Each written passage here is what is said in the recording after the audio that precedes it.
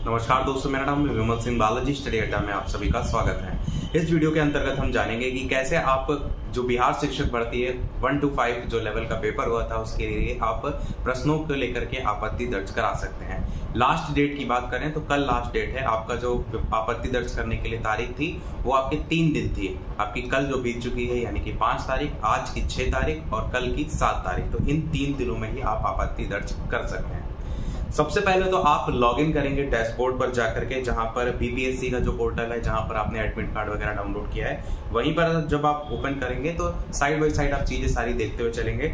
जब आप ओपन करेंगे तो सारी डिटेल आपकी लिख करके आ जाएगी। साइड में आपका लिखा होगा ऊपर साइड स्कूल टीचर रिक्रूटमेंट करके, उस पर आपको जो है वो क्लिक करना है। उस पर जब आप क्लिक करेंगे तो उसके बाद आपका इस तरीके से लाइन एक लंबी सी बन करके आ जाएगी, जिसमें आप देखेंगे तो click here to raise objection in your exam plus icon बना होगा और उसी के सेंटर में लिखा होगा लिस्ट ऑफ ऑब्जेक्शन रेजेस करके, और पूरी लिस्ट होगी इधर साइड से exam subject, exam question booklet, question number, candidate answer, provisional answer, page number, reference और इसी प्रकार से objection, description, reference document, cover document. ये एक्चुअल में यहाँ पर वो सारी चीजें, और सबसे लास्ट में डिलीट का ऑप्शन भी होगा।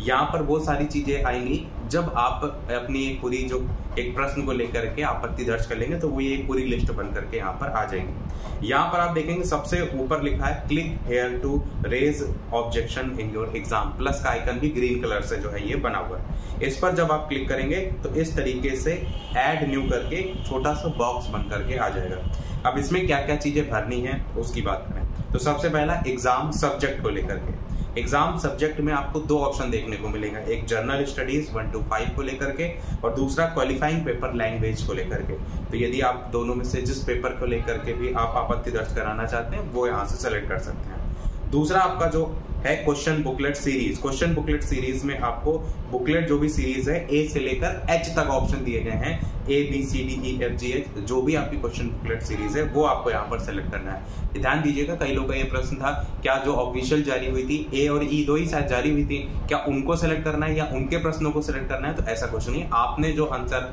लगाए हैं उसी के अकॉर्डिंग ही आपको यहाँ पर आपत्ति दर्ज करनी है। मान लीजिए आपका सेट डी है तो यहाँ पर आपको सेट डी सेलेक्ट कर लेना है। इसी प्रकार से जो भी आपका है वो आपको सेलेक्ट कर लेना है। उसके बाद उसके बगल में दूसरा ऑप्शन देखने को मिलेगा प्रोविजनल आंसर की, प्रोविजनल नहीं, उसके साथ साथ उसके बगल में ऑप्शन देखने को मिलेगा क्वेश्चन नंबर का।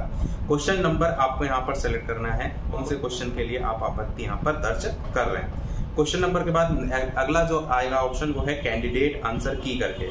कैंडिडेट आंसर की में आपका जो आपने सेलेक्ट किया होगा ऑप्शन, यहाँ पर ए बी सी डी ई ऐसे करके 5 ऑप्शन दिए होंगे, आपने जो सेलेक्ट किया होगा आंसर वो सेलेक्ट करना है। उसके बाद प्रोविजनल आंसर की बगल में ऑप्शन देखने को मिलेगा जिसमें आपको वो आंसर सेलेक्ट करना है जो कि ऑफिशियल जो आंसर की आई है प्रोविजनल वाली उसमें जो दिया गया, यानी जो कि गलत ही होगा तभी आप आपत्ति दर्ज कर रहे हैं। तो गलत वाला जो है प्रोविजनल आंसर की वाले में जो आपको डालना है और जो आपने सेलेक्ट किया कैंडिडेट आंसर की में। उसके बाद नीचे लिखा है ऑब्जेक्शन डिस्क्रिप्शन करके। ऑब्जेक्शन डिस्क्रिप्शन में यहाँ पर वो सारी चीजें लिख सकते हैं जो उस क्वेश्चन से संबंधित है। मान लीजिए जैसे लद्दाख वाला क्वेश्चन था तो मलेशिया से रिलेटेड था, उसी में ही जो लाइन टू लाइन आप मान लीजिए जैसे एनसीईआरटी में जो लाइन लिखी हुई है जिसका आप रेफरेंस लगा रहे हैं उसकी लाइनों को भी आप यहाँ पर लिख सकते हैं, या अपने स्तर से भी कोई चीज अगर आप डिफाइन करना चाहते हैं कि ऐसा ऐसा क्यों है। जैसे कि आपका कोई एक कैरोसिन ऑयल वाला क्वेश्चन आया था तो उसमें ऐसा क्यों है, उसकी इसकी डेंसिटी ज्यादा होती है, उसकी कम होती है, इस कारण से तेल ऊपर उठेगा या नीचे उठेगा। इस तरीके से जो आप समझाना चाहते हैं वो यहाँ ऑब्जेक्शन डिस्क्रिप्शन में लिख सकते हैं, परंतु इसको लेकर के 300 कैरेक्टर की लिमिट है, 300 कैरेक्टर से ज्यादा आप यहाँ यूज नहीं कर सकते। उसके बाद असली जो दिक्कत आने वाली है वो अगले पॉइंट में आने वाली है, और वो क्या है, वो है आपका यहाँ पर जो 2 चीजें अपलोड करनी है। पहला आपका रेफरेंस डॉक्यूमेंट अपलोड, और इसको हम पीडीएफ फाइल में अपलोड कर सकते हैं, और दूसरा upload cover page of reference book of at standard publication. यहाँ पर जो आपका कवर पेज अपलोड करना है उसको आप 100 KB में ही अपलोड कर सकते हैं और जेपीजी फॉर्मेट में ही अपलोड कर सकते हैं। परंतु अगर बात करते हैं रेफरेंस डॉक्यूमेंट को लेकर के तो यहाँ पर आप 100 KB जो है उसमें पीडीएफ फाइल को अपलोड कर सकते हैं, और जो भी आप यहाँ पर पीडीएफ फाइल अपलोड करेंगे उसका साइड में पेज नंबर भी लिखना है। लिखा है page number of reference document. मान लीजिए आप एनसीईआरटी की किताब का कोई चैप्टर पूरा अपलोड कर रहे हैं, क्योंकि अब जब एनसीईआरटी की पीडीएफ को डाउनलोड करते हैं तो चैप्टर वाइज डाउनलोड हो जाती है। मान लीजिए एक लाइव चैप्टर उसने आप पूरा डाउनलोड कर लिया, उसमें नीचे आप देखेंगे तो पेज नंबर लिखे रहते हैं, तो वो आप पेज नंबर इसमें लिख सकते हैं, page number of reference document के अंतर्गत। और इसके अलावा जो रेफरेंस डॉक्यूमेंट अपलोड करना है, यहाँ पर दो ऑप्शन है आपके पास, या तो आप पूरी पीडीएफ फाइल उस चैप्टर की डाउनलोड करके, अगर एनसीईआरटी का लगा रहे हैं, जरूरी थोड़ी नहीं आपके पास सबकी पूरी पीडीएफ फाइल होगी। यदि आपके पास पूरी पीडीएफ फाइल नहीं, केवल एक पेज है, तो आप उस पेज को पीडीएफ में कन्वर्ट करके 100 KB में उसकी फाइल साइज करके उसको अपलोड कर सकते हैं। और अगर बात करते हैं आपके पास एनसीईआरटी का पूरा चैप्टर है, पर एक दिक्कत आएगी, एनसीईआरटी जब आप पूरा चैप्टर अपलोड करेंगे ना, उस पीडीएफ फाइल को 100 KB में लाना, क्योंकि अगर आप पूरी फाइल अपलोड करेंगे जिसमें 4-5 पेजेस हैं, 100 KB में नहीं आएगी। 100 KB में करेंगे तो फिर बहुत ज्यादा ब्लर हो जाता है, उसमें जो लिखा है वो ब्लर दिखने में नहीं आपको साफ दिखाई देता है। तो यही एक आपके पास जहां तक चांसेस बचेगा कि आपका जो आप, अब ये मैं आपको ऐप भी अभी दिखाऊंगा, तो चांसेस आपके पास यही बचेगा। आप क्या करिए कि इस पेज को ही आप केवल यहाँ पर लीजिए, जो भी पेज पर सारी चीजें आपकी लिखी हुई है उसका जो पेज नंबर है वो साइड में लिख दीजिए। और सबसे जो कठिन काम है एक्चुअल में वो है उसका कवर पेज ढूंढना, क्योंकि लदांग वाला जो मैंने आपको बताया था, जब एक्चुअल में मैंने उसका कवर पेज ढूंढा, यहाँ साइड में आप देख भी पाएंगे, तो वो लदांग वाला इतनी आसानी से मिल ही नहीं रहा था, बड़ा मुश्किल से मिला था। तो वो कवर पेज ये है आपका, साइड में आप उसके लेकर के क्लास देख सकते हैं और उसमें किस विषय से है ये सारी चीजें भी आपको यहाँ दिखाई देंगी।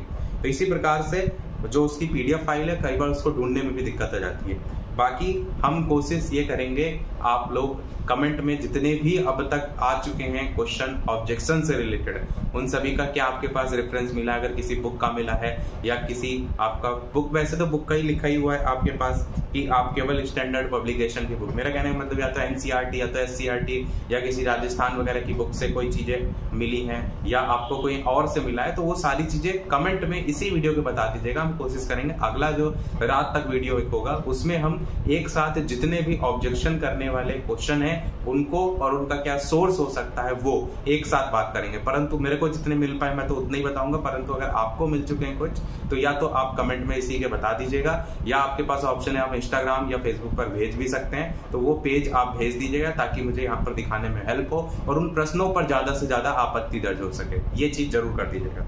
अब मैं आपको एक ऐप भी दिखाता हूँ, मैंने तो बहुत सारी ऐप रात में यूज की थी इसको लेकर के कि कौन कौन सी ऐप है जो इस पीडीएफ फाइल को कंप्रेस करे और क्वालिटी भी जो है वो डिक्रीज ना हो, क्योंकि बहुत सी ऐप है जिसमें पीडीएफ फाइल आप जब कंप्रेस करेंगे तो अगर वो 600 की है तो वो 300 की हो जाती है, उससे घट कर नीचे नहीं आ रही, जबकि हमें तो 100 के भी चाहिए। तो एक पीडीएफ साइज रिड्यूसर करके ये कोई ऐप दिखी थी, इसमें क्या था, इसमें ऐप का मैनुअली ऐड बहुत आते हैं, बट ये आप देखेंगे कि मैनुअली आपको सेलेक्ट करने का ऑप्शन देगा, एक मीडियम एक लो करके। तो अगर कोई फाइल 600-700 MB की है तो सीधे 50 KB की हो जाती है इसमें। बाकी अगर आपके पास इंटरनेट में डायरेक्ट गूगल से भी सर्च करने का कोई ऑप्शन मिले तो वो भी आप कमेंट बता दीजिएगा ताकि दूसरों की हेल्प हो जाए इसको चेंज करने को लेकर के।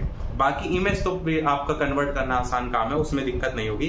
पीडीएफ में थोड़ी दिक्कत इसलिए होती है क्योंकि पीडीएफ जब आप कंप्रेस करते हैं तो उसमें जो लिखा होता है वो भी क्लियर नहीं दिखाई देता है। तो ये आपको यहाँ पर मैंने साइड में ऐप इसीलिए दिखा दी। बाकी जो कवर पेज है स्टैंडर्ड पब्लिकेशन का, इसको भी आपको 100 KB में कन्वर्ट करना है जेपीजी फॉर्मेट में। इसके लिए तो कई ऐप आती हैं, डायरेक्ट भी गूगल पे आप सर्च करेंगे तो आसानी से कन्वर्ट कर सकते हैं। और उसके बाद जब सारी चीजें आप कर लेंगे, साइड में एक छोटा सा लिखा होगा, सर जैसे ही क्लिक करेंगे ये ऐड हो जाएगा और स्टार्टिंग में जो आपको मैंने दिखाया था जिसमें सारी चीजें लिखी हुई थी वहीं पर ये एक इस तरीके से टैब के रूप में ऐड हो जाएगा। और जब ऐड हो जाएगा उसी प्रकार से फिर से प्लस का आइकन पर क्लिक करके और भी आप ऐड कर सकते हैं प्रश्नों को। तो उम्मीद है आपको समझ में आ गया होगा।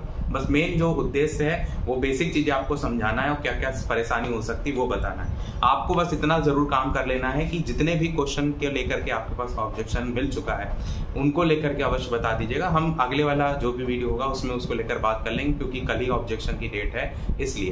तो सभी लोग कमेंट में अवश्य बता दीजिएगा। तो आज की वीडियो में इतना ही रखते हैं, फिर वीडियो लाइक शेयर सब्सक्राइब अवश्य कीजिएगा। मिलते हैं अगले अपडेट में, तब तक के लिए नमस्कार, जय हिंद।